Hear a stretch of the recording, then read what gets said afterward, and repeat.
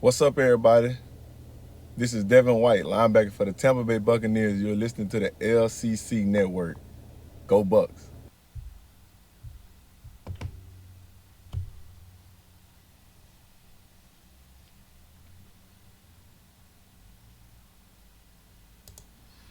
Hey everyone, welcome to Commissioner's Clubhouse on the LCC Network for episode 2 of the 2022 offseason.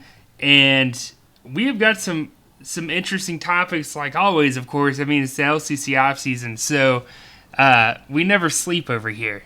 We had a crazy NFL divisional round last week, and to go over everything with me tonight, this wonderful Thursday evening, I've got Jordan back on the show, my co-commissioner and co-host. What's going on? Hey, what a lovely Thursday night, even though we don't have football. That's right. It is a weird adjustment. When you get used to Thursday night football, as much as I hate it, it's weird not having it once it's gone. Yeah, it's still at least nice to throw a shitty game on the TV, even if you're not fully paying attention to it. Yeah, I agree. It's it's an adjustment period, but we'll get through it. But to break down our episode, it's already kind of on the graphic here, but we are going to go over the offseason, our 2021 offense and defensive rankings. We'll do our playoff projections, but this part's not on the graphic. We announced it on Twitter though earlier this week. Tonight we are doing the LCC Draft Order reveal. Of course, by the time everyone's listening, this is going to be the day after we do this, so it's going to be announced Friday, as you're listening right now. But, yeah, so that's how we're going to do it. I think, Jordan, what we'll probably do is we'll start with the draft order, and then we'll move on to the offensive defensive rankings, breaking that down, and how did that help those teams succeed, the top 5 or so from top 5 offenses, top 5 defenses in the LCC, and then we'll do our playoff projections. You ready? Yeah, that sounds good to me. So we'll let them know a little bit about their draft positioning, and then they can see what kind of won and what lost from last year and plan accordingly. Yeah.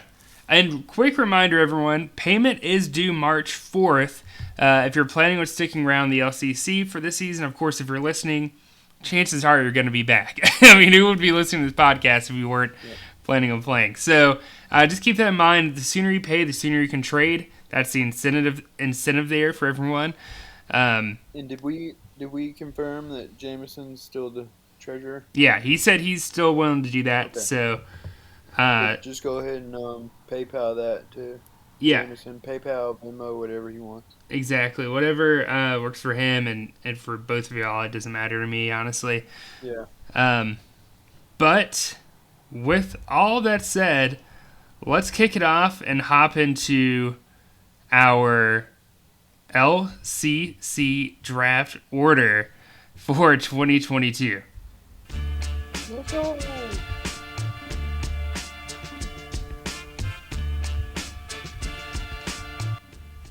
All right. So this, obviously everyone's still waiting here in anticipation because I didn't show them the real one just yet. Jordan, before I showed you this draft order, what were your thoughts going in? Did you remember all the picks you had traded away or gotten? Because I had kind of forgotten for myself. Yeah, I didn't remember all of them, of course. I definitely distinctly remember not having a first round pick because you don't forget that. But, other than that, yeah, especially for other teams, it was kind of. I knew that Steve Mufasa Moneymakers was gonna have a lot of picks, but just seeing it on a graphic, just like it looks so much more. But yeah. It does. When I was doing it, I was like, am I looking at this right? And now, guys, listen, I manually did this, right? So when the new website, when My Fantasy League releases the ability for us to upgrade to the 2022 year, everything will be official in there and everything will carry over. So I had to do this manually. I used, my own 2 eyes to do this. It is very possible I missed something. So if I did, definitely let us know. But I feel pretty confident that I got at least 99% of this right, hopefully. So without further ado, let's hop in here. This is the base draft order everyone's looking at. The draft order looking at right now, is for round 1 without traded picks. This is the base draft order. And so what that means is if no one made any picks, this is what the draft order would look like. We obviously know this is not accurate. The next graphic that you'll see will reflect that. But it does kind of put into perspective of what you could have had if you traded, if you didn't trade away that first round pick. Jordan, right? I mean, you have the 116. It's not super valuable, but it's still helpful to have. I mean, any first round pick's better than none. And definitely when I'm going from the 116 to the 2 whatever it is, 8 or whatever. It's so much further. It is. And what you're about to see, everyone, is kind of funny and scary depending on where you are. So I'm going to go ahead and flip this to the actual draft order with traded picks. And here you go. Right off the bat, Mufasa Moneymakers has the 101, the 108, the 114. Or sorry, I'm colorblind. I mixed that up. Sorry. He has the 101, the 108, the 113, the 115, and the 117. I don't think I missed any there, but that is ridiculous. Jordan, I told you this like a couple days ago. I was like, I hope Mufasa learned something from last year's draft and not get too cute with it, right? I mean, you got this many picks in the first. I say just roll with it and build a ton of depth. Too much depth is better than no depth. I can agree with that. But just knowing his personality, I just feel like there's going to be a package trade somewhere in there. There will be. He's going to hurt himself by doing that because he's sitting at a perfect spot. I mean, he could possibly trade 2 of those picks or maybe even 3 of them to get like the 102. So he has the 101 and the 102 if he wanted. I don't know if there's any one player worth doing that in this draft class for us. I mean, we'll see after the keeper deadline. We'll know for sure. But I'm assuming that Mufasa Moneymakers, if I'm him, I'm holding that 101 for the rookie draft, and I'm sitting on it. Like, someone's going to have to give me a lot to make me want to move that pick. Get it. Yeah. You think there's going to be a rookie that somebody's going to like enough to come get that? It's possible. I mean, a lot before last year's NFL draft, everyone kind of was like hyped up on Travis Etienne, Trevor Lawrence. Like, I'm trying to think of a good offensive player that people. I mean, there's this receiver class is really good. I feel like the running back class is decent. It really just depends on where some of these guys land, though. You know what I mean? Yeah, the NFL draft is going to have a lot to say about it. Yeah, and some of the quarterbacks too. I'm not really interested in any of the rookie quarterbacks this year for fantasy or NFL, but yeah, I'm not sure. Running back wise, I think there might be someone worth taking there, depending on the way things shape up. Yeah, it's a good offensive line class, which doesn't help our cause. Yeah, no, yeah. Another team here, and I had forgotten about some of these moves that had taken place, but Slapdick sitting here with 3 first-round picks, the 106, the 116, the 123. I mean, again, plenty of room here to build depth. I like the way his picks are not too spaced out from each other. 3 first-round picks, it wouldn't matter if they're 22 through 24, but the fact that he got the 6th spot and then only has to wait 10 spots and then another 9 spots, he's got a pretty good gap to make sure he has a balanced team. Yeah. And I remember Cody getting on to, this is another team I wanted to talk about, is I remember Cody getting on to 2 Girls in One Cup, Eddie's team, I remember him saying he traded a lot away and he was in rebuild mode, so he really set himself back. But he has the 107 and the 111 here. He could actually kind of keep rebuilding, if you want to call it that, with those picks. I mean, those are 2 really early picks, 2 picks in the first half of the first round. So he could get probably a good rookie if he wanted to, and then a good veteran player or maybe 2 good veterans. Yeah. And I'm interested to see if any of the multi-pick players in the first make deals with each other, just like Ooh, liking where somebody's at a little more, yeah. I wouldn't be surprised if we see some of these later picks trade back in the draft, depending on the way things go. Like Step Bros Fantasy Company, that's obviously we saw earlier. That's not his original pick, the 124. He had traded his pick away, and then he made another trade to get that pick. So I mean, I could see like any of these probably picks 19 through 24, like possibly trading back and getting like extra picks if they're needing more depth or something. Step Bros Fantasy Company, I think this is a team that still needs a lot of help in a very tough division between you and I, Jordan.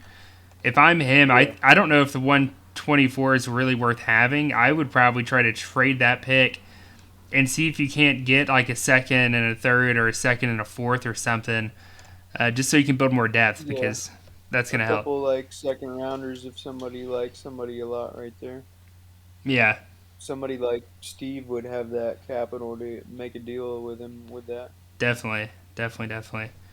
And then once a janitor, of course, Cody went all in. We had a bidding war to get a running back in that regular season. We were both kind of desperate at the time.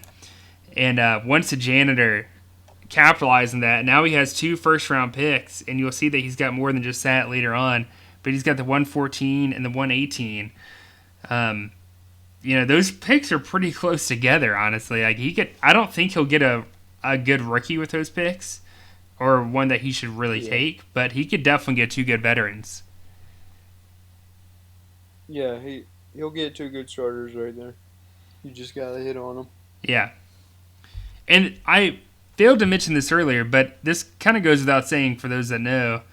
The draft order, the original draft order, and I'll flip back to it again for round 1. The top 12 picks here do not necessarily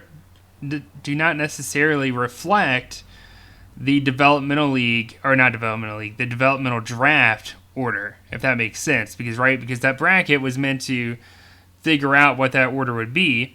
But as we know, Mufasa Moneymakers lost round 1, New Orleans Voodoo lost round 1, and I think Bring a Rexy back lost round 1. So those 3 guys probably do have the first 3 picks in there, I'd imagine. Or, sorry, the last 3 picks in there. Yeah. So let's move on to round 2. We'll show everyone. Obviously, it's going to be a flip of round 1, the original one. But this is the base draft order for round 2 now that what everyone's seeing. Obviously, the Spurs would have the 201 and Mufasa Moneymakers would have the 224. As you're about to see, this is going to totally change here in a second. But I will say this. I don't think, I'd have to go back and double check, I don't think anyone made any trades involving waiver wire picks for the 2022 offseason. I could be wrong, but I don't think anyone did. So what you're looking at right now should be, in theory, the offseason waiver wire order. So the Spurs would have the first pick, Mufasa Moneymakers have the 24th pick. Obviously, that's going to shuffle because we saw last year teams were trading around those picks and stuff for the waiver wire, the offseason. And we all know like that's an important piece of building your team. I mean, Cameron got Chris Godwin.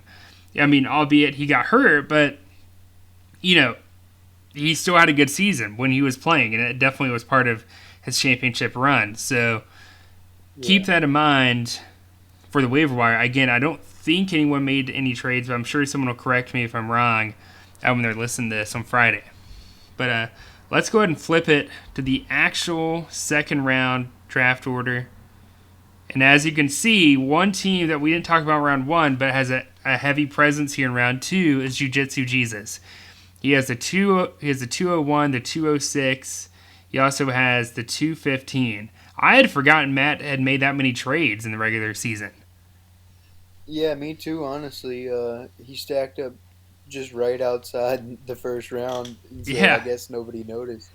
But to be honest, if he does well with his keepers, he does have the 10th overall pick, and then you sandwich 3 picks in the top 15 second round. That, I mean, if you're playing your cards right, you're getting 3 starters right there. Yeah.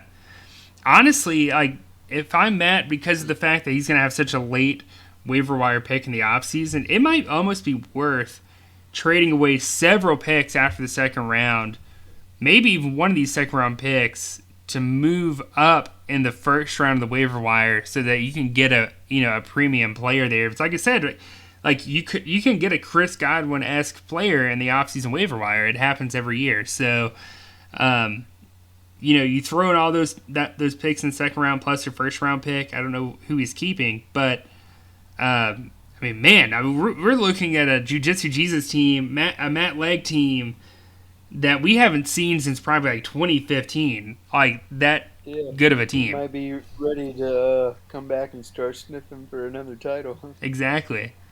And then we mentioned this earlier too. Once a janitor has 2 second round picks because of the trade he did with Cody. So he's going to be able to build plenty of depth in this draft and build it the way he wants, because he won't have to have someone drafting for him. Because he didn't join the league until right after draft day. So he just inherited whatever Jordan and I put together, which was a good team, obviously. Made the playoffs, won that division. But you're welcome. No. Yeah, you're welcome. Now we can see if you can do a better job with more picks. I think you definitely should be able to. So shouldn't be any issue there. Another team that I forgot had multiple second-round picks is Eastside Brawlers, my dad. He has the 208 and the 220. So a team that, again, is in a tough division between you and I, Jordan. He's got 3 picks in the first 2 rounds, man. You can't beat that. That is really good. Yeah. You're going to need it now. You're kidding.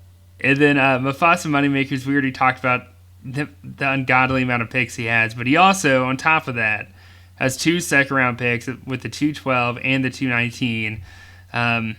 So it's just so much ammunition, man, to get so much depth. And if there's anything we've learned in the past 2 years with COVID and professional sports, and you pile on the normal injuries that happen year to year, you've got to have depth, man, in fantasy football or any fantasy sport for that matter, because, COVID's taken out players. See his team if he just fired off all these picks and didn't even bother with trades. That's what I'm saying, man. I know it goes against every ounce of his DNA to not do that, but dude, you're in such a good spot. Don't ruin this for yourself. You can literally build a championship team here without doing anything hardly this offseason. I say go for it. If I said don't do any draft day trades, I could just hear, oh, fuck you, dude.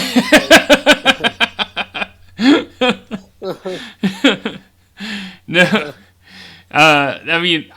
I've said this before. Everyone plays fantasy sports for a different reason. Some people decide to compete. Some people, maybe they like running a fantasy league, or maybe they like just bonding with their friends, or maybe they like trash talking.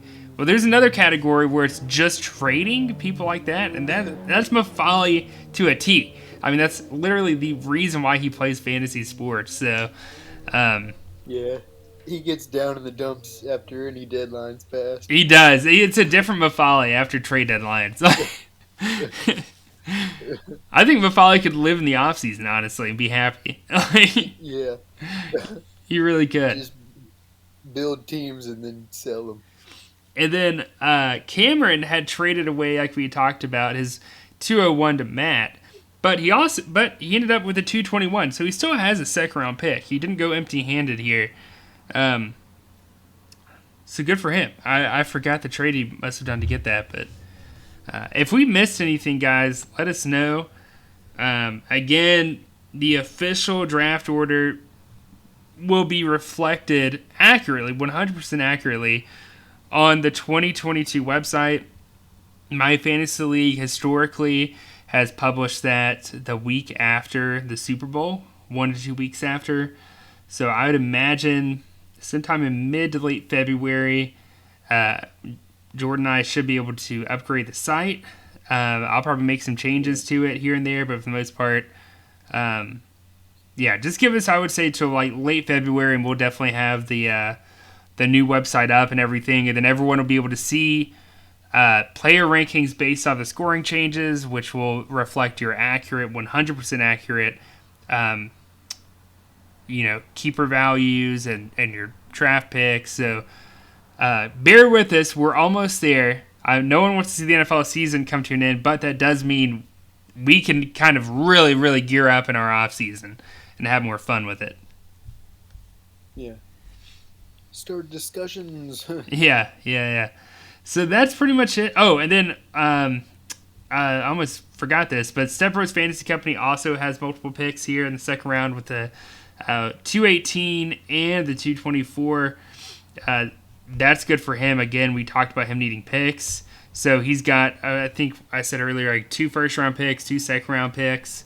So he should be really good going into this next year. I think our division, Jordan's going to get harder, unfortunately. But yeah, I already thought it was pretty difficult. I know, right? So let's go ahead and move it on to our next segment here. And let me see if I can get it to load. Hang on, sorry, give me 1 second.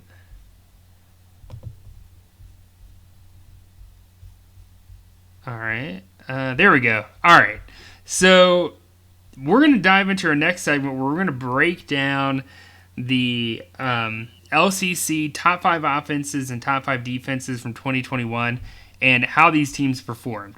As you're going to see, not every top 5 team made the playoffs, interestingly enough, which kind of goes to show you got to have some sort of balance in order to succeed in this league with it being IDP. So let's get that started. Top 5 offenses, and I'm sharing my screen right now with everyone. I'm going to keep scrolling. So this is not in order, by the way, those looking. In fact, you know what? Let me show everyone how to get here because everyone has access to this. So let me go to the homepage, and I'm going to walk everyone through who's watching and listening right now.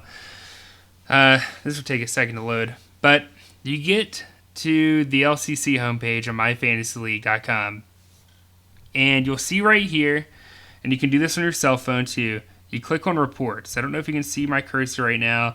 You do not click on reports up top. You click on reports here, down below this little bar. Click on that, and you're going to scroll down. Keep scrolling down. Okay, so starter points by position. And you can do this during the season and in the off season, but it breaks it down for you based off where teams scored based off the boxes here that are checked. So if I wanted, this is the leading scorers in the league for all positions, right? So Beg for G-Reg led the league in scoring with 3,713 points. Second place, Mr. 300 with 3,520. Now, if you want to find offense only, you're going to uncheck the defensive players here. And voila, you have it. Now, it's not in order, but you can kind of figure this pretty easily out yourself. So, the number 1 offense, Beg for G-Reg. And you're going to see his defense wasn't half bad either here in a bit. But, I mean, God, you talk about a guy who deserved to win and didn't win. It was definitely BP's team, man. What a shame he lost in the Little Critter Bowl because he earned it for sure. We should have a scoring title. We really should, I feel like a regular season title of some sorts. Hunter Champion second in offensive scoring. And when you wrap your head around that, the guy didn't even make the playoffs, for God's sakes. He didn't even win the developmental draft bracket at that. This team just kind of fell apart in the second half of the year. I mean, dominated the first half, truly dominated, and just tailored off towards the end. You know, Isaiah Simmons as part of that story who dominated the first part of the year and then just slowly but surely kind of tapered off as Jordan Hicks boosted up even higher. And it had nothing to do with Zaven Collins, their first-round pick, actually. I can vouch for that because I rostered him all year, unfortunately. I don't know why that was. I don't think it had nothing to do with snap counts. It was just Hicks was gobbling up all the tackles. So I'll be interested to see if Hunter decides to use his to keep him after he used his 4th-year option on him last year. So, but I'll go ahead and mention this to you before we dive any further. I don't know if everyone can see this, but if you click on full report down here, it'll give you a even more in-depth breakdown of this. It'll show you like what percentage of your total points came from your QB, what percentage came from your linebackers, Now, you can find some of that information out just right here. It's not going to give you percentages, though. It's just going to give you total points. So, again, number 1 offense, Beg for G-Reg, made the playoffs. Number 2 offense, Hunter of Champions, second place, did not make the playoffs. Now, the third best offense, Hash Slinging Slashers, with 1804. We're talking about a 75-point difference between the number 1 offense and the number 3 offense. Now, Hash Slinging Slashers went deep in the playoffs, Armando's team. Oh, man, I almost forgot to play a sound drop. Hang on. Yeah, I was about to say I'm a little disappointed. Slinging Slasher! There we go. Did I miss anyone with Beg for G-Rag? Okay, we don't have any sound drops for those guys. Do you have anything to say, though, about the top 3 so far, Jordan? I mean, it's interesting to see how it breaks down.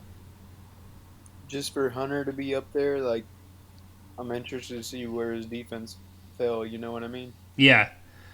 For him not to make it to the playoffs at all. Yeah, I mean, that's crazy. And, I mean, you see that how it varies, the scoring. I mean, the number 1 offense, 1,878 points. The worst offense in the league is bringing Rexy back with only 999. Almost, 1,000-point difference between those guys, man, and offensive point scoring. Yeah, that's 700 points just on offense. And typically, like, if we see like a rookie GM in our league struggle, it's not because of the offense, it's because of the defense, for obvious reasons. A lot of times when guys join our league, they either never played an IDP league or they have very limited experience in it. And I think CJ kind of fell into that camp there, bringing Rexy back as GM. But I was surprised at how bad his offense was. I mean, Mafali wasn't too far ahead of him, but still, just kind of mind-boggling there how that happened. Yeah, 700 points is like what an elite quarterback would score, I would say. And so it's almost like from first to last, you got a quarterback starting the whole season in between them. Yeah. And I believe this is showing weeks 1 through 17. Yeah. So that's what I'm seeing. He was only averaging 58.76 points on offense a game, bringing Rexy back. I mean, we're talking, that is super low, because that means if his defense is the same, he'd only have like 120 points a game, which is absurdly low. And his team average was actually higher than that. So we know his defense outperformed his offense, but that is so low. That right there is how you miss the playoffs. Either being that one-dimensional or just being that bad on one side of the ball in this league will get you there. So let's go ahead and move on to our 4th place offense. Mr. 300 with 1,673. And that's nuts, man. We're talking like over 100-point difference between 3rd and 4th place offense. And what's the common denominator here between these top 3 offenses for the most part is that they had a strong running back core. Now, I know people are going to say, well, that just proves that you've got to have a top 12 running back in this league to be good. And I don't buy that. Because look at Cameron's team. He won a championship with just streaming random running backs off free agency. So, I think there's more to it than just that. I think that's oversimplifying that. But, Mr. 300, we talked about him throughout the year. I mean, just a great year for Colby. And his offense was so good. And part of it, Jordan, is that you traded him Jonathan Taylor. I'd be interested to see how much of the 1,600 points did Jonathan Taylor get him. Yeah, I'd like to see what my scoring would look like. Just keep Jonathan Taylor on my team. Because I do know that he got 652 points from just his running backs alone. So obviously he didn't have Jonathan Taylor the entire year, so some of that came from other guys, but that's nuts, man. That's crazy. Yeah. And so we'll go to our 5th place offense here, and not much lower than Colby's offense, really, was Burrow's body count, another team that missed the playoffs. And Zach had a really good team. I felt like, he was panicking relatively early in the year, and you can justify it to some degree because he missed the playoffs, but a team I think that's built really strong on the offense. He's just got to get a couple of defensive players together this offseason, and he could easily be a division winner over there in Conference A. Or I don't know how much longer we call it a Conference A, but you get the picture. He could be a playoff team easily. And starting out with Joe Burrow, looks like he's gonna have MVP candidate. Yeah. And then I don't know if we have to go into the top 5 worst offenses. We'll just do top 3 worst offenses. And I already told you guys the 2 worst. Bring Rexy back, Mufasa Moneymakers. And then the 3rd worst offense, Eastside Brawlers, with only 1,092 points. It was literally close to an 800-point difference between Beg for G-Reg and Eastside Brawlers. You got to start off by saying the bust waiver wire pick in the offseason for Sam Darnold. That hurt. Although Sam was good at times. Yeah. And early in the year. I was going to say he hitched his wagon to Sam and it didn't work. It did not work. But the other part I think is really the bigger issue here is he didn't have a running back core most of the year, and that really hurt. So I think, that running back discussion go in 2 different ways. Like you can say, one, well, a running back core helps you win a championship, and then you can argue, well, by not having any running back core, you can be totally irrelevant. And so you've got to find somewhere in between. Even if you're streaming guys. I guess to be fair with the Cameron argument, he may have not even have made the playoffs if he didn't at least have Henry for that start. Oh yeah, you could definitely argue that. So it was a sprinkle of both for him. He had an elite guy while he played, and then did a great job at patching it together when that fell apart. Right? Exactly. But he probably doesn't get there without that jump start at the beginning from Derek. Yeah. Exactly. So let's go ahead and move on to defense now. Let me check these defensive boxes real quick. And Jordan, feel free to just cut me off anytime if you got something you want to add. Yeah, I've been cutting you off. Sometimes I feel bad, but I did it. No, it's fine. I just keep talking. So right off the bat, you can see defensive points are across the board higher for almost everyone compared to offensive scoring. That's just based off our scoring system. Over the years, we've tended to award defensive players more than offensive players, and I don't think there's necessarily anything wrong with that to some degree, but there does need to be a fair balance, and I think, we went out of our way this offseason to hopefully address some of those issues. It's not going to be perfect by any means, but I do hopefully it evens the playing field out and how you can construct your roster throughout the year. So to dive into it, the number 1 defense, Detroit Bad Boys. Billy's done a great job over the past 3 years or so, and consistently having a top 5 defense pretty much every year. 2,025 points. The second best defense trailed him by roughly 55 points. So definitely head over heels great. I mean, we know Billy made the playoffs. He had a great regular season. The postseason didn't go the way he wanted. And I don't know. Could you argue if he had a better offense would it have worked out, or was it just a fluky thing that 1 week? I think playoffs is just a whole different scenario. So a lot of this data you're looking at really doesn't apply to the playoffs because at that point you're in. It's just daily fantasy football at that point. Yeah. This matters for the regular season. How do you get there? And that's where these numbers come into play. Yeah, he definitely marched his way there. Poor guy, if he could ever had just a shell of Christian McCaffrey, he'd be on his way. Same with the Panthers. They're saying that too. Yeah. But yeah, great defense. He got just over 1,000 points, over half his points from defensive backs alone. He had 545 from linebackers, and he had 461 from defensive line. That's kind of crazy because defensive linemen don't score that much in our league, or at least they haven't been historically. He had the second most points. He had the second best defensive line in the LCC, trailing only the 4th place defense, which we'll get to here in a second. But the number 2 defense, let's get to that first. The third leg, Charles. Man, if you would have told me Charles would piece together a good defense ever, I wouldn't believe it. Just because Charles wasn't good at fantasy for so long, like him grasping IDP seemed like a long shot on top of just making the playoffs to begin with. But he had 1,970 defensive points, 714 from his defensive backs. And this is where he got the majority of it from his linebackers, 862 points.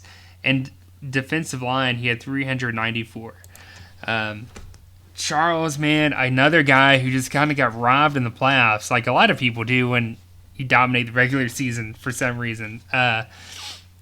Charles had a great year, man, and a big piece of it was the defense. Yeah. The Michael Parsons pick was huge for him in the rookie draft. God, man. I remember when the Cowboys drafted him as a Jalen Smith owner at the time. I was like, well, he's done. I knew right away. I remember that. I think you texted me trying to trade him to me. I did. I texted everyone, man. I was like trying to wheel and deal Jalen Smith. Because I had just traded for him, unfortunately, right before then from Billy. So we laughed all the way to the bank. The bank being the number one defense in the league. So that's the number 2 defense. Number 3 only trails them by 20. This one actually surprised me. Yeah, this one surprised me too. With 1,950 was Le Batard Lobos, a team that just seemed to be snake bit, man, most of the year. We had pretty much given Alex the division championship already. Everything but printing T-shirts for the guy.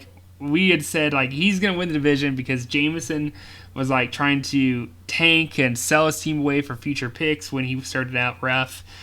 His other divisional opponents were irrelevant at the time, but Alex had just the worst luck, man. I mean, we're talking about the 4th best defense in the league, almost 2,000 points from its defense alone, and just couldn't get it done, man. And again, it goes to show you can't be that reliant on one side of the ball. You've got to even the playing field out in your roster, and not just that in your starting lineup, but you've got to have depth, like we talked about earlier with COVID and injuries now. I mean, it's a whole new ball game, and COVID's obviously not going away anytime soon.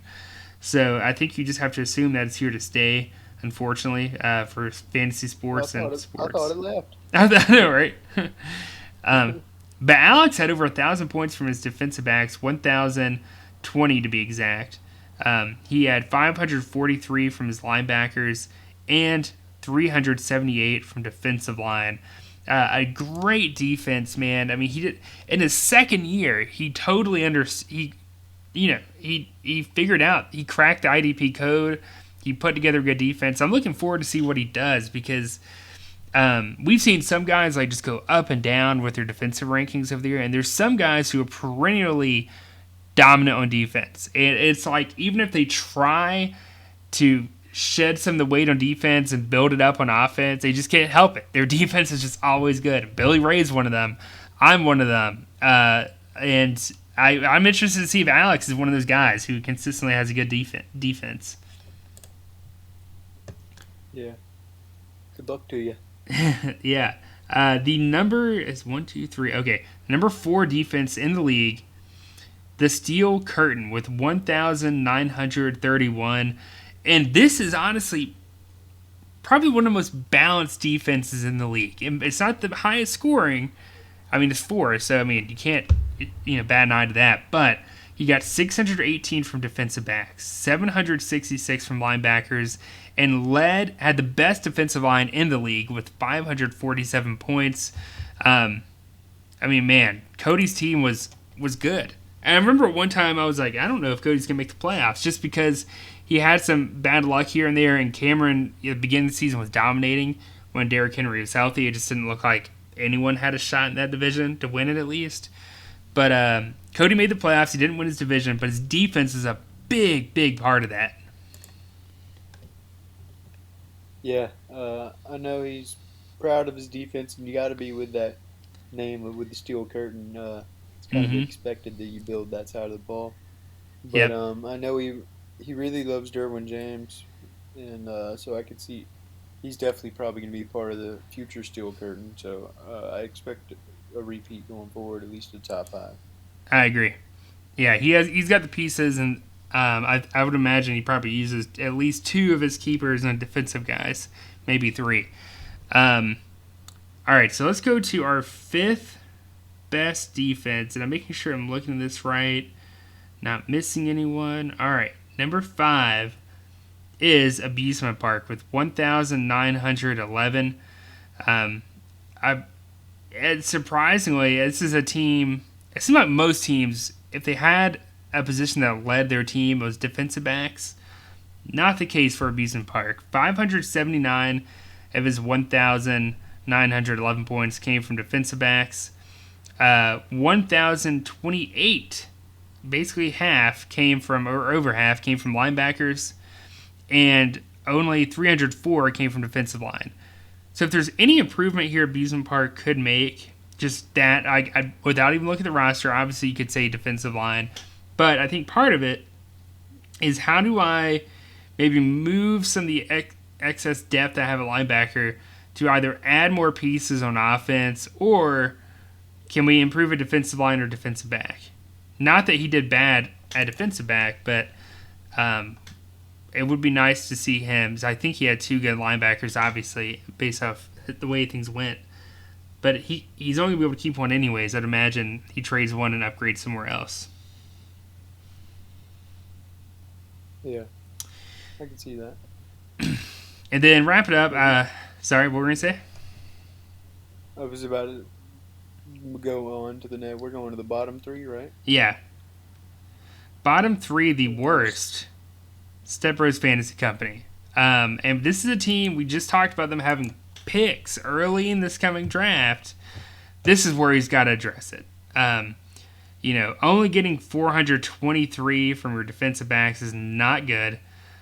He only had 445 from linebackers and 241 from defensive line, man. The DB actually alarms me more than anything else, because if you're only getting 423 in 17 weeks, assuming you're starting 2 defensive backs every week, which most people do, I mean, what is that, like 20-something points roughly? I'll just do the math. Take me a second. All right, 423 divided by 17 NFL weeks, 24.88. Not good. Yeah. Step Bros Fantasy Company, you got to build that defense up this offseason, man. This is a big part of the reason why you struggled in our division and just overall in general.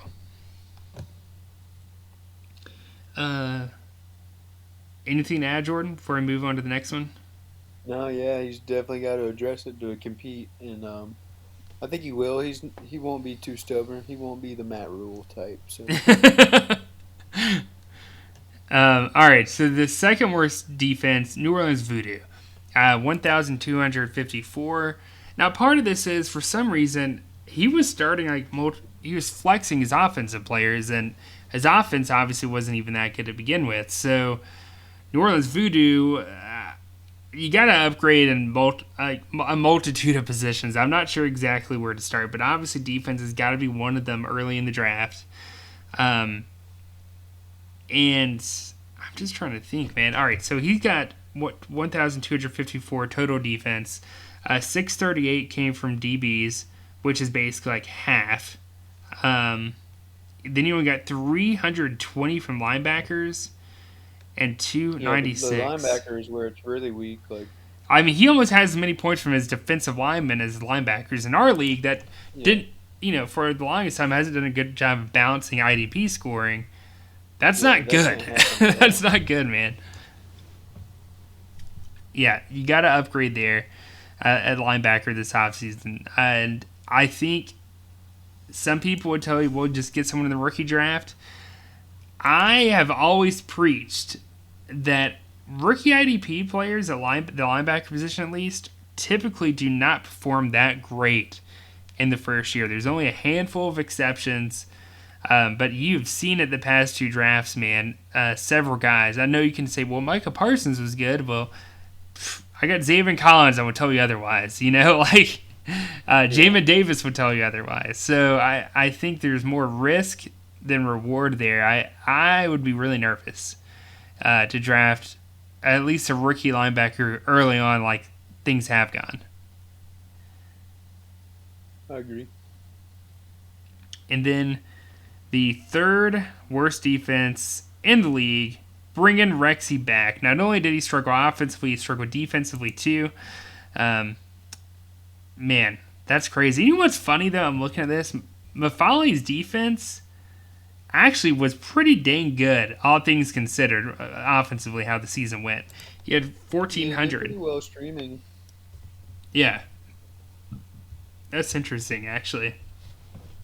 I wonder if he's got anyone But yeah, worth keeping. this is a nice little candlestick draft for everybody to kind of like study and see what percentages winning teams are doing. And don't get me wrong, this is only starter points by position. This is not entire rosters. So this isn't going to shed light on everything that you got right and everything you got wrong in the year, because these are just guys you started. So if you're the type of guy where you're like, I'm flexing nothing, a running back every week because I've got a top-notch running back. Well, of course you're going to lead the league in scoring and offense. But how does your defense fare? Now, if you're flexing an offensive player and your defense is still like a top 5 defense, yeah, you're doing something right. Good job. And same with the offense. If you're flexing a defensive player, but your offense is somehow in the top 5, well, you've got a great offense.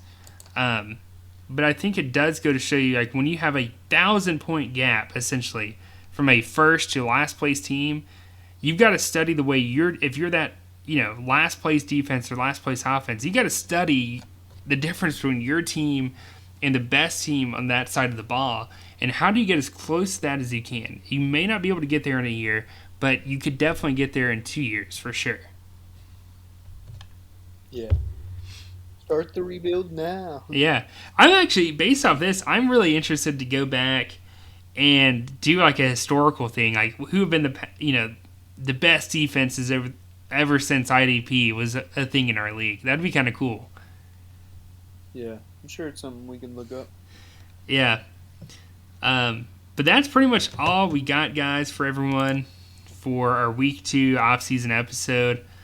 Next week, let me pull up the schedule real quick. So next week, I can't believe we're already going to be in February. That's crazy. But we have got our Groundhog Day Fantasy Edition segment. We have the LCC Developmental League reveal. Whoops, I said something about it. But we'll talk more about that next week.